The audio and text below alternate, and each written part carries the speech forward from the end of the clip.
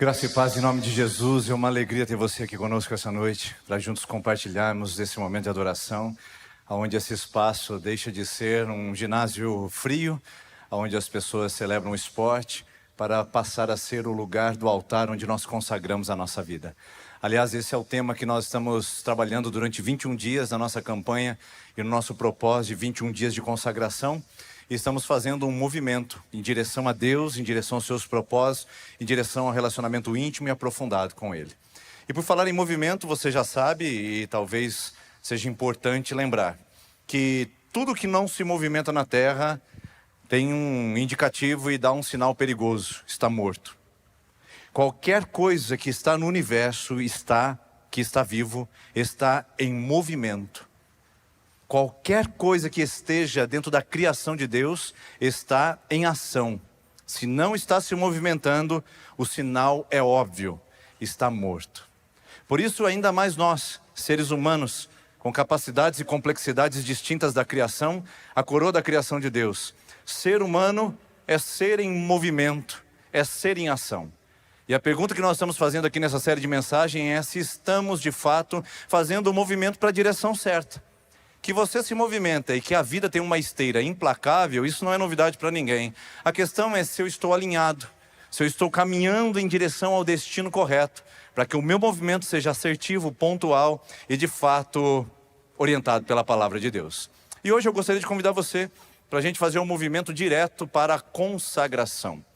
Eu sei que para alguns essa palavra pode significar e também apresentar um certo tipo de estranhamento, desconforto e até ignorância. Muitas vezes essa palavra ela é desgastada, mal utilizada pelos nossos dias, quando a gente usa, inclusive, quando um jogador se consagrou campeão brasileiro. Quando dizemos e usamos essa palavra, nós aplicamos num outro viés, como se fosse uma titulação, como se fosse uma referência, ou até como se fosse um estado diferenciado de pessoa.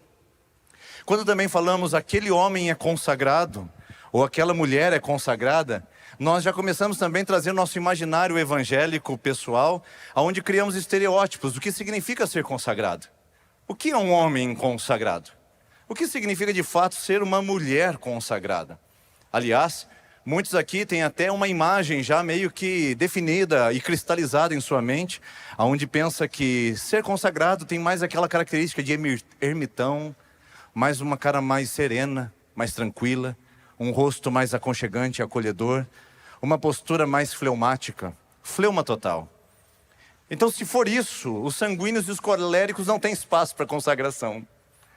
Esse estereótipo mental que nós criamos de uma pessoa consagrada, ou dizer o que é consagração, traz para nós diversos tipos de reflexões, como se fazer uma penitência fosse consagração.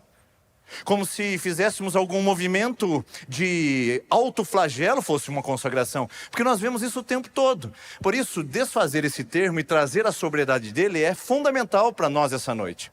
Por isso, eu vou mergulhar nas Escrituras com você, para entender e contemplar a palavra de Deus a partir desse termo, não do perspectiva filosófica. Porque a filosofia não consegue definir consagração, porque isso não faz parte do seu escopo.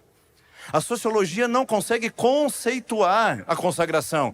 E nem pode, porque o seu propósito, inclusive, é misturar e não separar. Termo que é muito caro a consagração. Também a doutrina evangélica, ou até mesmo o seu estereótipo de denominação em que você vem, também não é o princípio ao qual nós vamos balizar o nosso entendimento. Nós vamos para a Bíblia. Nós vamos para a palavra de Deus. É nela que nós vamos nos achegar e é nela que nós vamos nos posicionar para, a partir dela, tirar os princípios do que significa ser consagrado, participar de um momento de consagração e o que significa, de fato, fazer um movimento para a consagração. E para que a gente possa sair do falatório, do blá blá blá, do nosso senso comum, conforme diz um determinado autor, que de comum não tem nada, nós vamos aprofundar agora nas Escrituras e eu trouxe um texto muito especial que para mim é muito significativo e explica exatamente o sentido de uma vida consagrada e de um movimento, uma ação para este termo, para esse posicionamento. O texto é de Josué, capítulo de número 3, mas eu não vou ler esse texto sem antes explicar o contexto. Então, ainda não leia, porque eu preciso dizer para você onde é que esse texto está exatamente no momento especial que vamos lê-lo. Em Josué capítulo 1, nós vamos encontrar um estagiário de líder. Moisés havia acabado de morrer, e Josué, que era o líder imediato, está agora se sentindo naquela condição de promoção pessoal. Do lado de cá do Jordão, ele está com uma multidão de pessoas que ele teria agora de responsabilidade de atravessar a pé enxutos em direção à terra da promessa. Depois de 40 anos de estágio, desde que eles avistaram a terra prometida pela primeira vez, Josué agora teria a condição de atravessar como líder e pisar a promessa e conquistá-la definitivamente para seu povo. O problema é que Josué não está fazendo um movimento corajoso. Em Josué capítulo 1, versículo 9, Deus está falando com ele, e ele está do lado de cá do Jordão, e Deus dá uma palavra bastante interessante, dizendo: Josué, seja forte e corajoso, não temas e nem te espantes, porque eu, Senhor, sou contigo por onde quer que você fizer um movimento, por onde quer que você andar, entendeu? Deus dá uma palavra a esse homem intimidado, a esse homem receoso, e diz: avance, posicione-se, faça o movimento, porque eu estou com você. Quando Josué recebe essa palavra, ele muda a sua postura. Tanto é que em Josué capítulo número 3, que é o texto que nós vamos ler agora, ele faz uma convocação geral, pede para tocar as trombetas e trazer o povo de Israel para um anúncio que ele faria. Josué se posiciona, limpa a garganta e com voz estrondosa ele troveja a todos que ali estão ouvindo e percebendo a sua nova postura, agora definitivamente como líder. Sabe o que ele diz? Vamos ler agora, Josué capítulo número 3, ele diz assim: santifiquem-se, pois amanhã o Senhor fará maravilha entre nós. Santifiquem-se, pois amanhã o Senhor fará maravilha entre vocês.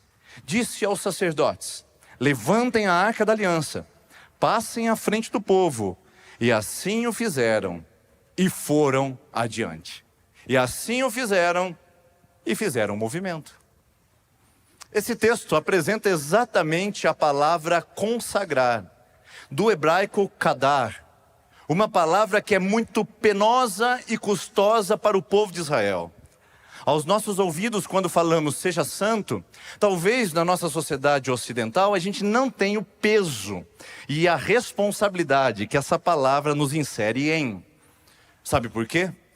Porque para Israel, kadar significa ser separado, ser colocado à parte, ser tratado de uma forma especial e dessa maneira corresponder ao chamado. Por isso que o povo de Israel é chamado de povo escolhido por Deus, porque Deus, kadar, separou esse povo para através desse povo manifestar a sua glória. Afinal de contas, como é que Deus manifestou a glória dele na humanidade? Através de Jesus Cristo. E Jesus Cristo é da linhagem da tribo de Judá e é de Israel, o povo escolhido. Por isso, antes de a gente avançar, nós precisamos entender que a palavra kadar significa devotar, colocar à parte, consagrar, separar. Então estamos agora já afunilando a nossa conversa e definindo bem esse termo. O que é que significa consagrar? E agora você vai ver o primeiro movimento que Deus chama Josué a fazer. Essa palavrinha, santifiquem-se, porque amanhã o Senhor fará maravilhas no meio de vocês, tem dois movimentos, só dois, que eu quero compartilhar com você aqui essa noite. O primeiro movimento é o movimento em direção à distinção. Santifiquem-se. É Deus marcando a fronteira com o povo de Israel para dizer que eles são separados e eles são consagrados a Deus. Explico isso melhor. O povo de Israel está avançando para uma terra que é chamada, segundo as Escrituras, a terra dos cananeus, dos ferezeus, dos jebuseus e dos amorreus. Esses povos eram considerados pagãos e altamente idólatras. Alguns deles ofereciam seus filhos ao deus Moloque em sacrifício de vida. Outros tinham orgias sexuais para fertilizar a terra e adorar a sua divindade. A idolatria e o cenário que o povo de Israel estaria adentrando é catastrófico. Porque esse movimento contextual mostra um ambiente de grande oposição aos valores do que Deus havia dado ao povo de Israel. Então, antes de avançarem, Antes de irem para o próximo passo, Deus chama a atenção deles. E então Josué se levanta para ser o porta-voz dizendo: separem-se. Não se misturem. Vocês estão indo para uma terra onde a tendência é aculturar, onde a tendência é normalizar, onde a tendência é se acomodar. E eu digo para vocês, separem-se, porque vocês são separados. Deus marca a fronteira com o povo de Israel porque eles estavam avançando para um cenário e um contexto idólatra e paganizado. Vamos lá. Nos nossos dias não é diferente. Esse texto pula da Bíblia para agora, irmãos. Esse texto é tão real quanto o que nós comemos agora há pouco no jantar ou no lanche da tarde. Esse texto não tem apenas 3.500 anos praticamente de distância de nós. Esse texto é de hoje, é de agora, está atualizado, pode postar nas redes sociais, porque também você e eu sofremos com um cenário paganizado, altamente idólatra, que nos consome e nos puxa, nos magnetiza para vivermos e experimentarmos um reino sem Deus. Um reino sem o rei. Um reino à nossa própria imagem e semelhança. Nós também temos em nossos dias as liturgias que nos levam para distante de Deus e que mundanizam o nosso comportamento, que mundanizam a nossa espiritualidade, que nos contaminam e nos misturam a uma prática que é longe da palavra de Deus e que nos faz muitas vezes sermos cozidos em água ou em banho-maria, onde nós ficamos simplesmente morrendo sem nos darmos conta de que isso está acontecendo. A palavra liturgia é uma palavra bonita. Ela vem do grego liturgos, que significa serviço público. Homens que eram muito bem sucedidos na Grécia ofereciam dos seus recursos de uma maneira solidária e ministerial para que as pessoas pudessem ter acesso às coisas. Serviço. A palavra culto para nós significa serviço. Liturgia é culto. Aliás, em inglês é exatamente isso. Service significa serviço. É o culto chamado na língua inglesa.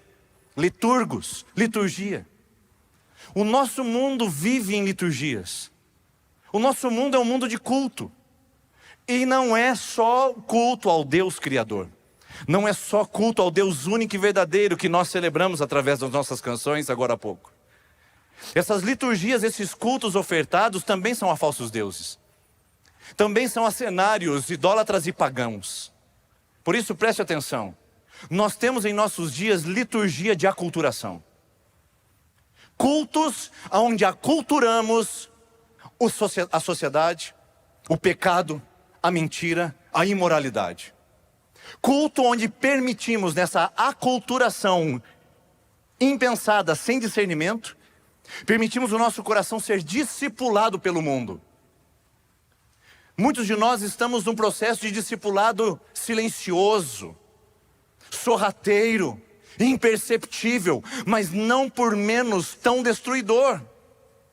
Porque talvez seu coração esteja sendo discipulado, não para Deus, mas discipulado para o paganismo da nossa sociedade.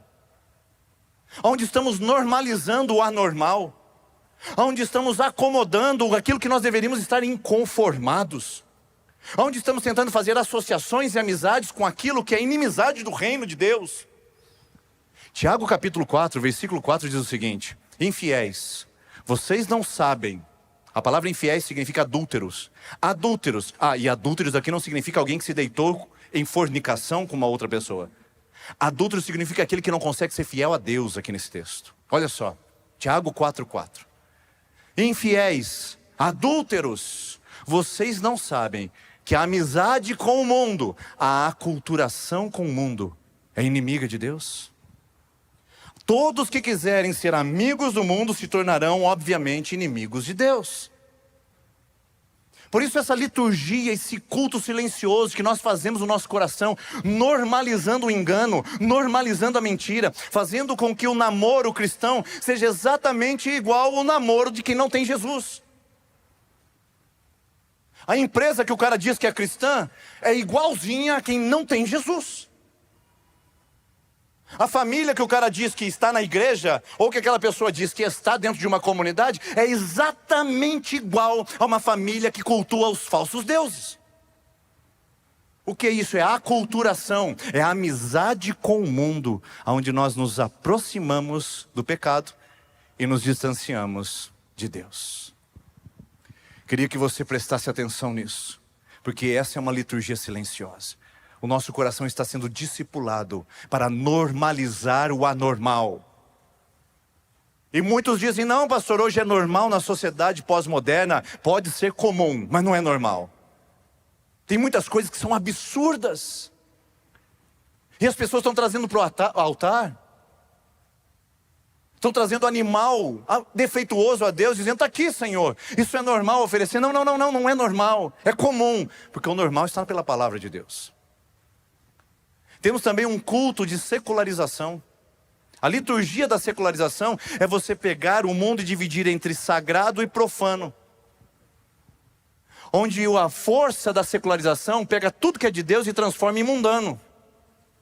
Diz, não, isso não é de Deus, isso é seu trabalho, faça do seu jeito. Eugene Peterson, um grande pastor americano, diz o seguinte, já falecido infelizmente. Ele diz que infelizmente a vida cristã, ela é um intervalo entre dois cultos de domingo, onde no intervalo disso as pessoas fazem a vida como bem entendem. É o movimento, o culto, a secularização, ou seja, a vida é minha, o trabalho é meu, a família é minha, é do jeito que eu quero, do jeito que eu penso, o corpo é meu, a ideologia é minha. Deus está no culto. Essa força de secularização está consumindo a gente, porque a gente quer ser santo aos domingos, sendo que a palavra de Deus diz, sejam santos como eu sou santo. Isso não tem data, isso não tem calendário, isso não tem estação, isso não tem tempo. Não é quando eu estou mais bonzinho, não é quando eu estou mais animado, não é quando eu estou mais eufórico, não é quando eu estou mais avivado. Ser santo é uma disciplina constante da vida cristã. É um movimento contínuo. Eu não posso colocar no calendário como 21 dias onde eu vou ser santo e depois eu volto à minha velha vida. A mentira da quarentena antes do carnaval. Ou melhor, depois do carnaval. Fica-se 40 dias. É antes ou depois, gente? Agora eu falei errado. Depois, né? Ferve. Faz a bagunça que quer. E depois faz uma consagração de 40 dias. Aí não faz a barba. Aí não come carne. Aí não toma cerveja. Isso é uma piada, irmãos. Onde está isso na palavra de Deus? Aonde eu festo, faço a minha algazarra, ofereço o meu corpo, a sensualidade e a mentira? Aonde eu assumo a imoralidade e depois eu quero fazer um tempo de consagração? A consagração é diária na vida do crente. Na vida do discípulo de Jesus. Então essa força da secularização, onde eu coloco Deus no espaço dele e digo, Deus, fica aqui nesse quadrado porque o restante é meu. Isso é uma mentira do nosso mundo para ser um culto contra ao reino de Deus. Mas a gente também tem o culto da profanação. É pegar as coisas sagradas e pisotear. É pegar as coisas sagradas e transformar em algo inútil, impuro, carnal. É pegar um altar como esse e transformar num show de luzes, onde uma pessoa possa vir e ganhar muito dinheiro com um público que está simplesmente tietando e não adorando. Há um movimento de profanação do que é santo na nossa nação brasileira. E quem é que vai levantar a voz para dizer isso, irmãos? O povo evangélico perdeu o juízo. Estão querendo mais festa, querendo mais entretenimento, mais algazarra, quando nós precisamos de mais arrependimento, mais quebrantamento, mais vida no altar. Talvez não seja tempo de festa, seja tempo de lágrimas. Quando é que a palavra pecado vai ser pregada de novo? Quando é que a palavra inferno vai ser trazida de novo? Quando é que a divisão entre o homem e Deus, por causa da sua vida sem Deus, vai ser trazida de novo aos púlpitos? Por isso há uma força de profanação onde as pessoas estão imoralizando o altar de Deus, pecado no altar, sujeira na liderança. Uma força de profanação onde há uma tolerância com a mentira, com a hipocrisia, com o engano. Há uma liturgia também muito forte que toma a nossa vida e toma o nosso coração, que é a liturgia que a gente chama da distração, onde o nosso foco foi perdido E com tantas janelas, tantos pop-ups, tantas notificações, a liturgia do nosso dia, da nossa cultura, tira os nossos olhos daquilo que realmente importa. Por isso, irmãos e irmãs, nós precisamos ter discernimento. Nós precisamos combater com essa liturgia, com esse culto que está roubando o nosso coração de Deus. Nós precisamos dar um basta e demarcar novamente as fronteiras. Nós precisamos separar o que é puro do impuro, pelo amor de Deus. Nós precisamos de novo demarcar os limites, porque o mundo mistura, Deus separa. O mundo quer misturar você com Ele. O mundo não faz nenhuma consternação para aqueles que querem dividir o seu tempo com Deus e com eles. Mas Salmo capítulo 69, versículo 9, Davi diz: o zelo da sua casa me consumirá, porque eu sei que o Senhor é um Deus zeloso. Deus não tolera você gastar um pouquinho do seu tempo lá fora. Um pouquinho com o mundo. Um pouquinho com Mamon, um pouquinho com Moloque, um pouquinho com Azera, um pouquinho com Afrodite, um pouquinho com Apolo, um pouquinho com a idolatria dos falsos deuses. Deus não tolera, Ele é um marido fiel. Ele não tolera adultério. O mundo está por aí. E para Ele, ter um pouquinho de você já é suficiente. Agora Deus tem um pouquinho de você, nada feito. Porque consagração, ou você é todo dele, ou você não é dele. Só um pedacinho não serve. O mundo mistura. Deus separa. Deus marca limites. Nós precisamos de novo levantar limites, irmãos. Nós precisamos demarcar as fronteiras que fazem diferença, porque nós somos diferentes, sim. O namoro do seu filho é diferente, sim.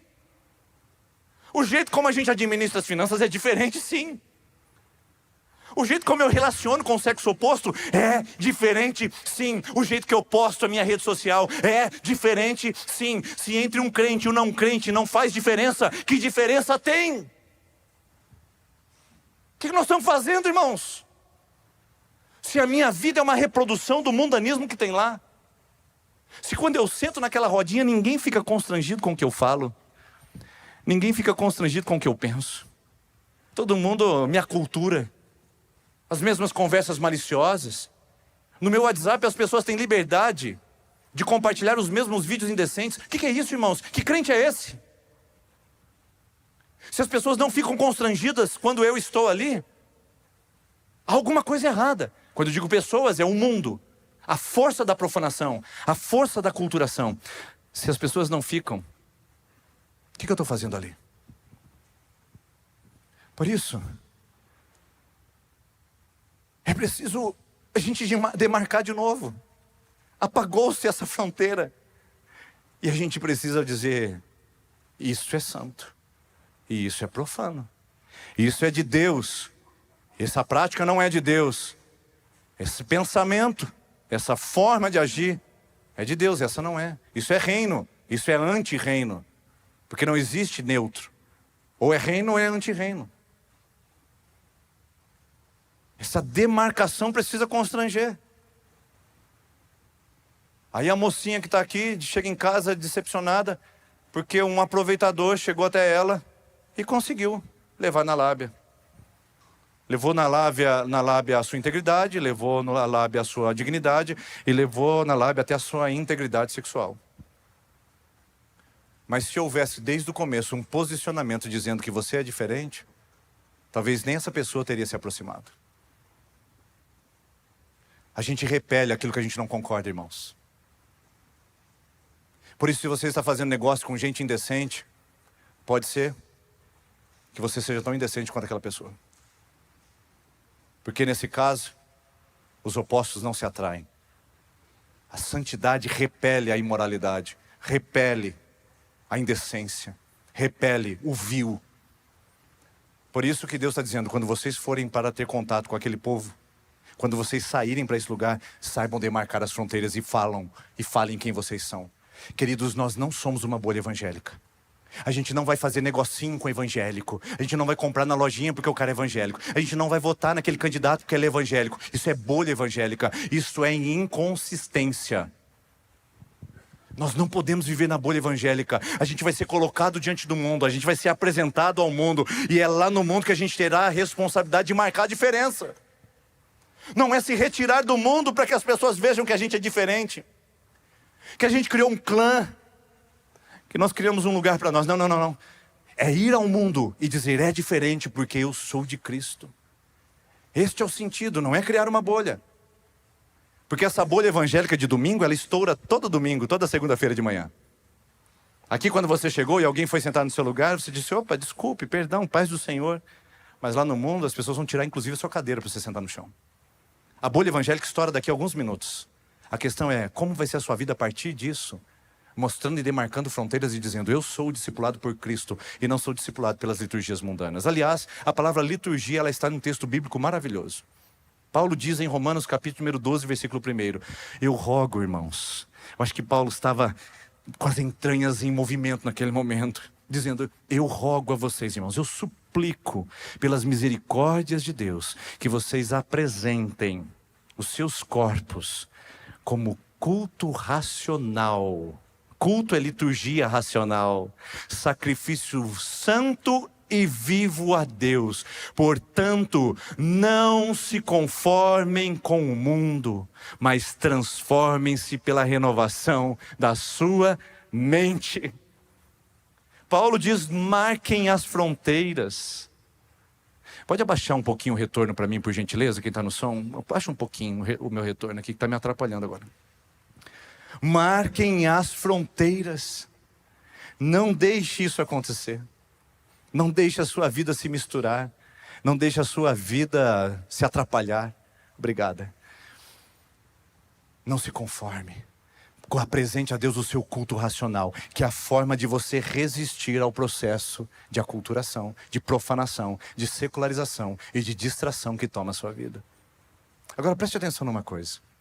Ezequiel capítulo 43, ou melhor, Ezequiel capítulo 44, versículo 23 diz assim: e eles, os sacerdotes, ensinarão o meu povo a diferença entre o santo e o vil. E eles farão com que o meu povo tenha discernimento entre aquilo que é puro e é impuro. Nós precisamos ser ensinados de novo. Nós precisamos de uma liturgia que nos ensine a romper com o apagamento demarcador entre Deus e o mundo. Porque somos uma igreja contextualizada. Nós não somos uma igreja mundanizada. Nós não somos uma igreja que brinca com o pecado, que tolera o que faz concessão com ele. O fato de sermos informais, de chegarmos aqui, não ter alguém com gravata, a gente poder chegar até mesmo com bermuda, de boné na igreja, a gente ter um ambiente informal, agradável, não torna a nossa comunidade com menos responsabilidade de buscar o Senhor. Por isso, meu convite para você é pensar, refletir e também se colocar na liturgia de confronto, de rebelião. E qual é a liturgia de rebelião? Rogo, irmãos, que vocês apresentem os seus corpos como culto racional. Apresente a sua vida como liturgia sagrada e não como liturgia profana. Por isso que Jesus disse em João capítulo 17, versículo 17, ele olhou para os seus discípulos numa oração sacerdotal, a única oração que Jesus faz pelos seus discípulos, e ele diz o seguinte: santifica-os, Deus, santifica-os na palavra. A tua palavra é a verdade. Deus pede para que os discípulos sejam separados, porque eles estariam no mundo, mas deveriam ser separados dele. É isso que a igreja deve ser. Deve ser uma presença no mundo atenta, uma presença separada, uma presença inteligente, uma presença com discernimento, porque senão as culturas desse mundo e os cultos desse mundo vão roubar o nosso coração e vão discipular a nossa alma para longe de Deus. O primeiro movimento que Josué faz com o povo, e é o movimento que eu convido você a fazer como igreja nesse lugar, é: movimente-se para a distinção. Há uma demarcação entre o que é de Deus e o que não é, e nós não brincamos com isso. O segundo movimento que nós vemos nesse texto é o movimento em direção à promessa. Deus diz: santificai-vos porque vocês estão entrando no meio de um povo que tem hábitos e culturas idólatras e pagãs. Mas santificai-vos para que amanhã o Senhor faça maravilha no meio de vocês. Não é só porque eu tenho que me santificar, é para quê. E para quê indica um movimento, indica um objetivo, indica um telos. E se você não sabe o que é telos, convido você a assistir a mensagem da semana passada. O telos e o objetivo final aqui nesse texto é alcançar a promessa. Santifiquem-se, separem-se, porque amanhã o Senhor vai levar vocês ao destino final. O chamado é um chamado para receber a promessa de Deus. O chamado da santificação é para experimentar a presença de Deus e a concretização de suas promessas. Só que esse chamado não prescinde e nem negocia com uma preparação. Deus tem promessas, mas Deus também chama para uma preparação sincera e profunda do nosso coração. Eu sei que é muito mais fácil começar pelo lado da promessa. E eu sei que poderia ser muito mais motivador se eu olhasse para você e dissesse: irmão, irmã, Deus tem promessas de vida, Deus tem promessa de paz, Deus tem promessa de vitória. As promessas de Deus ainda são fiéis e permanentes. Você tem todas as promessas de Deus à sua disposição. E você diria: amém. Eu sei que isso é mais motivador, mas eu preciso começar do lado certo. A promessa ainda continua sendo real e verdadeira, mas não esqueça que tem um preço a ser pago nessa caminhada em direção à promessa. Porque antes de grandes manifestações de Deus, sempre tem um grande período de preparação. Eu vou repetir isso. Antes de grandes manifestações de Deus na sua vida, na minha vida e na Bíblia, nós temos também momentos de grande preparação. Êxodo capítulo número 19. O povo de Israel vai se encontrar com Deus no Sinai, o monte da manifestação de Deus. Moisés chama o povo para uma conversinha tete a tete, e em Êxodo 19 ele diz: santifiquem-se, sejam santos, porque o Senhor que vocês vão conhecer também é santo. Não carreguem impurezas, santifiquem-se, separem-se, porque grande manifestação exige grande preparação. E eu queria perguntar para você de novo, que talvez veio aqui e não foi avisado disso. Você quer as promessas de Deus para a sua vida? Então se prepare. Santifique-se.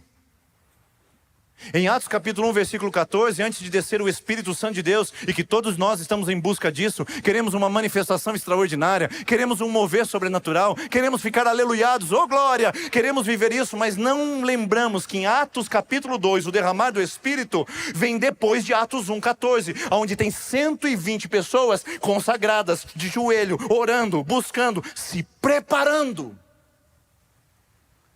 Nós estamos vivendo a geração do fast food. Como diz o Mário Sérgio Cortella, a geração da despamonialização, onde as pessoas não toleram processos e preparos. Nós queremos o miojo, nós queremos o agora. As promessas de Deus na sua vida são reais, mas Ele não abre mão de você se preparar para isso. E preparar significa andar em santidade, significa andar com Ele,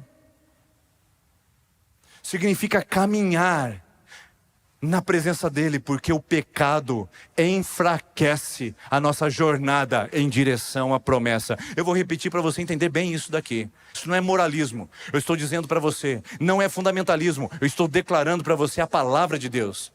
O pecado enfraquece a sua jornada para as promessas de Deus. As promessas estão aí. É o pecado que está desviando seu coração. As promessas são reais. É o pecado que está desvirtuando o processo. Provérbios capítulo 28, versículo 13 diz o seguinte: o que encobre as suas transgressões jamais prosperará, mas aquele que confessa e deixa, alcançará misericórdia.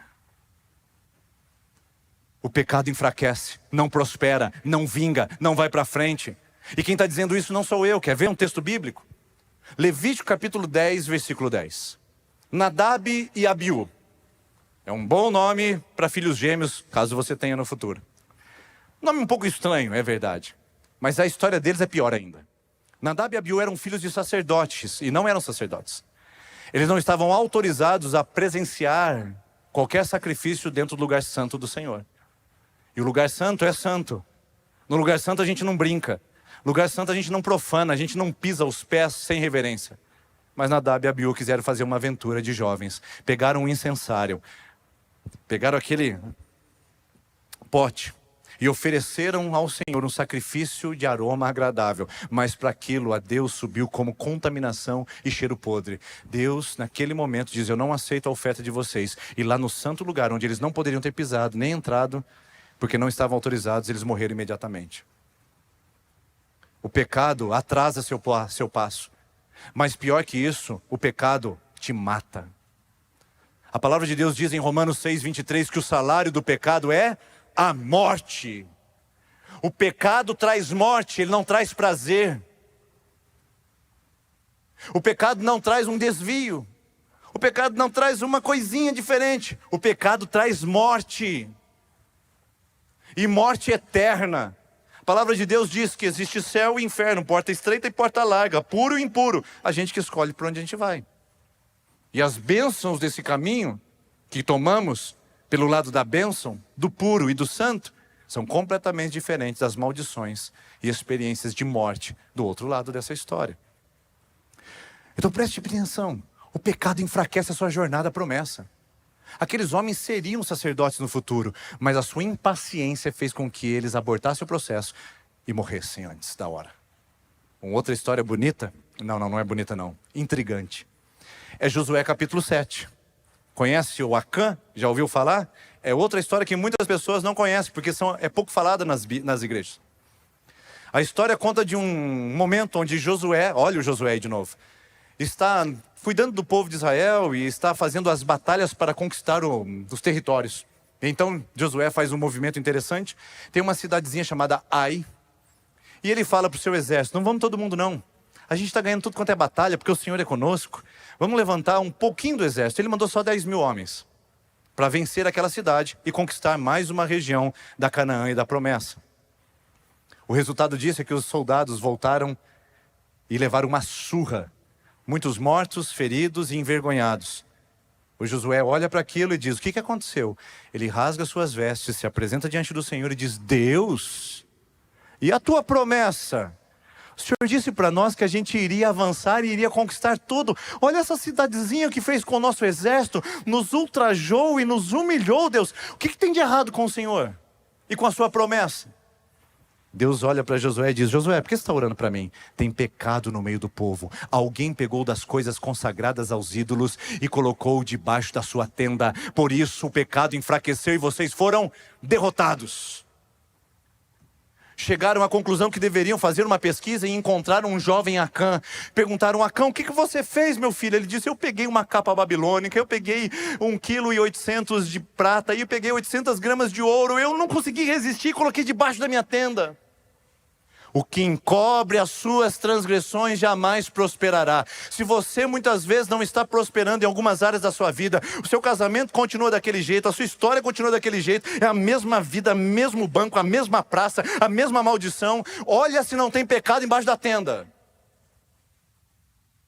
Considera o seu coração, faça a oração do Salmo 139. Sonda-me, Senhor, e conhece o meu coração. Vê se há em mim algum caminho mau e guia-me pelos caminhos eternos. Peça ao Senhor, porque o pecado enfraquece. O pecado nos leva a distanciamento da promessa de Deus. E o nosso andar e o nosso movimento fica frágil, desorientado e perdido. A Babilônia. Ezequiel capítulo número 22. O povo de Israel está na Babilônia como escravo. O povo de Israel está perdido. E estão reclamando para Deus: Deus, cadê a tua promessa? Quando é que o Senhor vai vir fazer alguma coisa diferente? Aí Deus manda Ezequiel para profetizar para eles e diz assim, Ezequiel 22, 26. Vocês estão nessa condição aí? Porque os meus sacerdotes violaram a minha lei. Eles ensinaram o meu povo a praticar o que é impuro ao invés do puro. E não ensinaram o meu povo a apartar o precioso do vil. O povo de Israel estava pagando um preço alto, distante da promessa, porque estava associado ao impuro, ao vil, ao corrupto, e não ao íntegro, ao santo e ao consagrado. Por isso que a gente precisa fazer o movimento. O movimento para a consagração é um movimento que me prepara para. Deus tem promessa para o seu casamento no futuro. Mas você só está atrasando o processo, deitando em mais uma cama. Deus te deu uma esposa linda, um marido lindo para desfrutar dentro da sua casa, no seu ambiente de intimidade, mas os seus olhos estão te corrompendo na pornografia. E Jó, capítulo número 33, versículo 1 diz: eu fiz uma aliança com os meus olhos, como é que eu vou ficar colocando numa donzela? Marca a fronteira no seu casamento e você vai perceber a bênção de Deus visitando o seu leito. Deus tem promessas de bênçãos e de abundância, mas o mamão está roubando o seu coração. Agora é hora de a gente dizer ao nosso próprio coração e à nossa própria vida, onde é que nós estamos no projeto de Deus para a nossa vida, onde é que está essa demarcação sincera e onde está o nosso caminhar forte, porque talvez o nosso pecado esteja enfraquecendo a nossa jornada. Tem tanta coisa de Deus linda para acontecer na sua vida, não negocie isso por causa da consagração aos deuses falsos. Por favor, meu filho, eu apelo a você, aliás, eu oro ao Espírito Santo, porque João 14, 26 diz que é o Espírito Santo que vai convencer você do pecado, da justiça e do juízo. Quem vai te convencer do pecado não sou eu, não é essa igreja, não é esse louvor, é o Espírito Santo de Deus. Que o Espírito Santo te convença das suas associações com o mundo. Eu não prego moralismo, eu não prego fundamentalismo, eu não prego que não pode. Eu só prego o que entristece o Espírito Santo de Deus, porque Efésios capítulo 4, versículo 30 diz: não entristeçam o Espírito Santo, no qual vocês foram selados para o dia da promessa.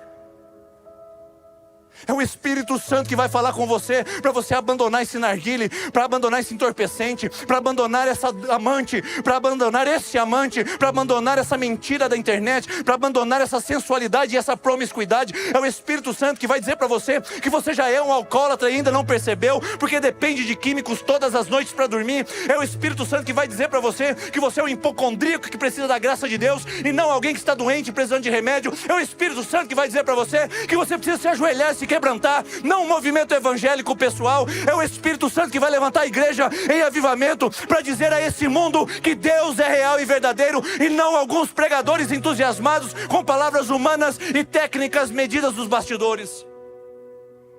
É o Espírito Santo que convence da demarcação entre o puro e o impuro. Nós não estamos fazendo adeptos, nós estamos fazendo discípulos, meus irmãos. Nós não estamos ganhando pessoas, nós estamos povoando a eternidade. Povoando a eternidade. A minha responsabilidade não é colocar mais cadeiras dentro desse ginásio. A minha responsabilidade é levar mais vidas para o Senhor, para que vivam com Ele para sempre.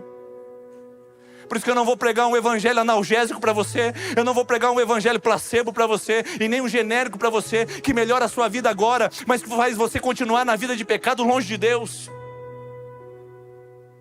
É esse evangelho de Cristo que transforma as vidas, mas é um evangelho que exige um preço. Jesus disse em Mateus 16, 24, se alguém quiser vir após mim, nega-se a si mesmo, tome a sua cruz e siga-me. Deus tem promessas, mas eu preciso te advertir, para caminhar em direção a essas promessas há um custo e há um preço do discipulado. Se você quiser continuar sendo discipulado pela liturgia secularizada, profana, acultural, ou melhor, cultural, é uma opção sua. Mas Deus te chama a viver uma vida nele, nas promessas dele. Então o movimento aqui é duplo. É um movimento para demarcar o território e para dizer, eu sou de Deus.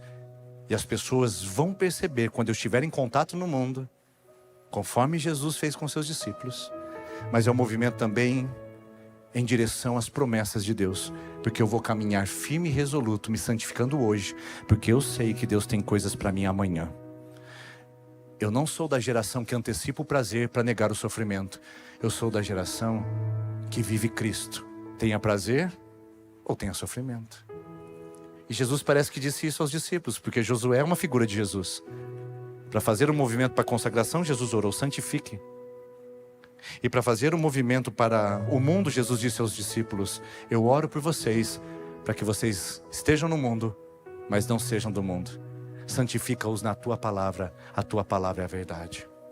É a palavra de Deus que vai mostrar ao nosso coração onde é que está sujo, onde é que está impuro, porque é a palavra de Deus que santifica. Não é o palavrório, não é a verborragia, É a palavra de Deus, não é a filosofia, não é a sociologia, não é a teologia. É a palavra de Deus, viva e eficaz, mais penetrante do que qualquer espada de dois gumes, que ela é apta para discernir propósitos e pensamentos do coração e separar juntas e medulas. Hebreus, capítulo de número 14, Hebreus 4:12. Essa é a palavra. Agora é o seu momento. Você quer andar nesse lugar de demarcação? Prepare-se para o preço. Porque nós vamos ser ultrajados, envergonhados. Pedro escreve em 1 de Pedro, capítulo número 2, versículo de número 20. Se vocês sofrem como ladrões, corruptos, por isso vocês devem sofrer. Mas se vocês sofrem por causa de Cristo, glorifiquem a Deus por causa desse nome. Versículo 21. Porque Cristo mesmo sofreu em seu lugar. Ele foi ultrajado, humilhado, para que você saiba pisar os passos que Ele também deixou cravado. Nossa caminhada de santidade exige um preço. E o preço é do discipulado com Jesus. Então eu pergunto para você. Vamos lá? Esse texto diz, adeptos. Então santificação é uma ordem. Segundo, santificação é pessoal. Você se santifica, santifiquem vocês. Olha aí o texto na tela. Santifique você. É uma ordem para cada um de nós. E terceiro, é contínuo.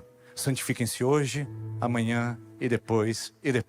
E continue santificando. Porque sempre tem algo em nosso coração que precisa ser tratado. A queda tocou a todos nós. Romanos capítulo 3, versículo de número 23. Todos pecaram e destituídos estão da glória de Deus. O pecado está aí. Ele vai insistir em sujar você. Ele vai insistir em magnetizar o seu coração. Mas você pode decidir em rejeitá-lo. De que maneira? Com discernimento. E permitindo que o Espírito Santo sonde o seu coração e te leve a esse lugar de experiência com Ele. Ninguém está santo o suficiente aqui, tá bom? Se você diz isso, sepulcro caiado, disse Jesus a respeito dos fariseus. Ninguém está santo o suficiente. Santificação é uma ordem contínua. Você santifica nesse culto e na segunda de manhã. Santifica nesse culto e depois. Santifica nesse culto e daqui 10 anos. A santificação continua até a eternidade. Sempre tem um ajuste para fazer na sua alma.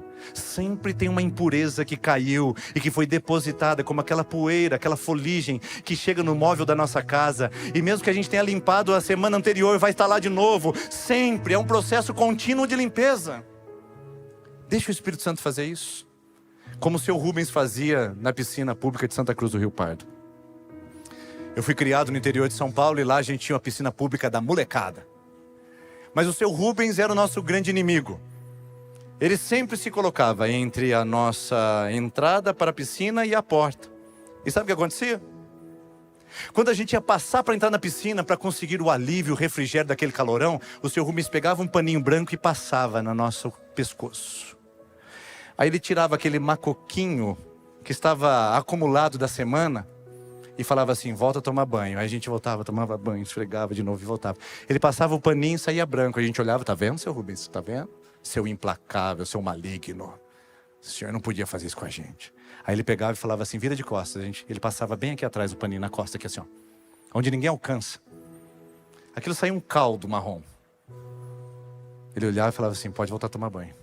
E voltava a meninada pro vestiário. E aí fazia uma fila para um ajudar o outro a esfregar as costas. Porque a gente queria nadar logo. Então o cara esfregava com força e o outro falava, mas pode, eu quero entrar logo.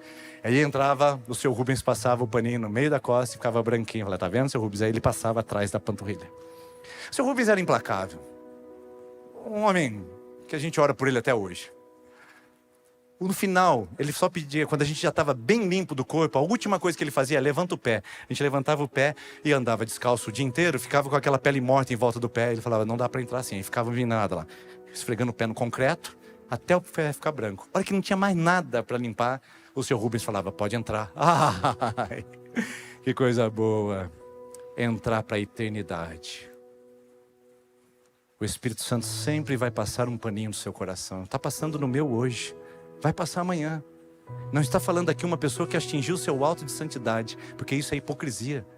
Está falando aqui uma pessoa que todos os dias o Espírito Santo diz: Denis, melhor aqui.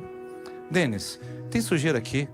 Porque a religião só faz com que você olhe para as coisas e diga: eu estou em crédito. E Deus fala: tem uma coisinha que está errada. Uma coisa.